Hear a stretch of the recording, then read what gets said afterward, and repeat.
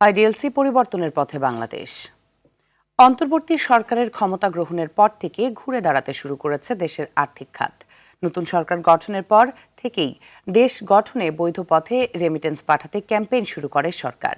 প্রবাসীদের পাঠানো রেমিটেন্সের প্রবাহ বাড়ায়, বৃদ্ধি পাচ্ছে দেশের বৈদেশিক মুদ্রা সঞ্চয়। সামদানি প্রত্যয় রিপোর্টে থাকছে বিস্তারিত। ক্ষমতাচ্যুত আওয়ামী লীগ সরকারের লাগামহীন অর্থ পাচার ও সীমাহীন দুর্নীতিতে বিপর্যস্ত হয়ে পড়ে দেশের সকল আর্থিক খাত। এর প্রভাব পড়ে বৈদেশিক মুদ্রা রিজার্ভেও। ডক্টর ইউনূস নেতৃত্বাধীন অন্তর্বর্তী সরকার দায়িত্ব গ্রহণের পর থেকে পুরনো মলিনতা ঝেড়ে ফেলে নতুন রূপে সাজতে শুরু করেছে দেশের অর্থনীতি।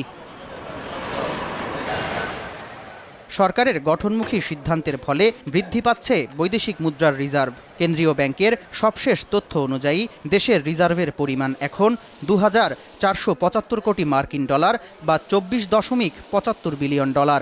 আন্তর্জাতিক মুদ্রা তহবিলের হিসাব মতে যার পরিমাণ ১৯.২০ বিলিয়ন মার্কিন ডলার। জুলাই আগস্টে হত্যাকাণ্ডের প্রতিবাদে প্রবাসীদের রেমিটেন্স পাঠানো বন্ধ হলে প্রবাসী আয়ে অচলাবস্থা দেখা দেয়। নতুন সরকার দায়িত্ব গ্রহণের পর রেমিটেন্স পাঠাতে উৎসাহিত করে চালানো বিভিন্ন ক্যাম্পেইনের প্রভাবে আবারও বাড়তে শুরু করেছে প্রবাসী আয়।